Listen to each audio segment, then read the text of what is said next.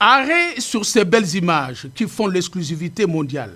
Le 45e président des États-Unis, Donald Trump, avec le premier ministre de la République démocratique du Congo, Sami Badibanga Ntita, aux États-Unis. Ensuite, avec toute la délégation congolaise. Le premier ministre Badibanga, le ministre d'État Azarias Rouberois, les conseils principaux au collège diplomatique du chef de l'État, Kikaya Bin Karoubi, l'ambassadeur de la République démocratique du Congo en Washington, François Balumwene et autres.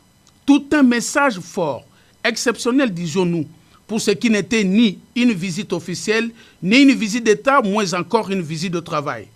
Invité à Washington DC par un groupe de congressmen américains de confession chrétienne qui, des traditions, organisent chaque premier jeudi du mois de février un déjeuner de prière. La délégation congolaise y a pris part et s'est comptée parmi les 3500 invités, tous personnalités du monde.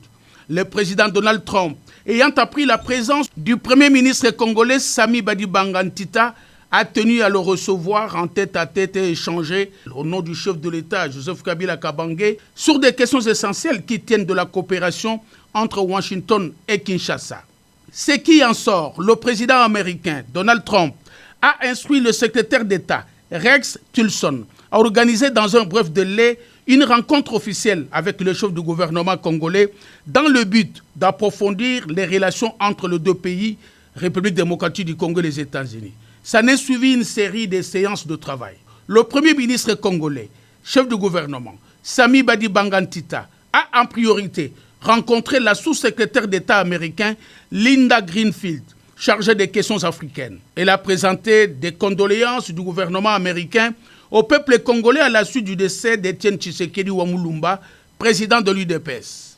Séance de travail longue au cours de laquelle le premier ministre Sami Badibanga a évoqué avec la sous-secrétaire d'État américain la situation politique en République démocratique du Congo, notamment les désaccords signés le 18 octobre 2016 à la cité de l'OIA et celui du 31 décembre sous les auspices de la CENCO, pour définir la voie à suivre et leur mise en œuvre pour des élections apaisées, crédibles et transparentes. Madame Linda Greenfield a souhaité que ces accords aboutissent à de meilleures élections en République démocratique du Congo. Les investisseurs américains, eux aussi, se sont bousculés au portillon. M. Glynn, à la tête de sa délégation, a évoqué avec le Premier ministre Badibanga Ntita les opportunités d'investir dans les logements sociaux et les secteurs de l'énergie et du développement des infrastructures de base. Une autre délégation, conduite par Joe Guett, a échangé autour du financement de l'énergie et des nouvelles technologies.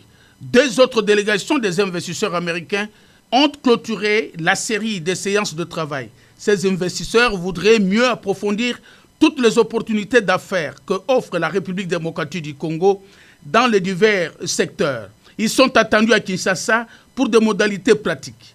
Quand la prière dit son mot, le politique lui aussi se sent béni et va de gloire en gloire. Les images de ce sourire du président américain Donald Trump peut être ce que la nouvelle administration américaine entend imprimer dans les relations entre la République démocratique du Congo et Washington.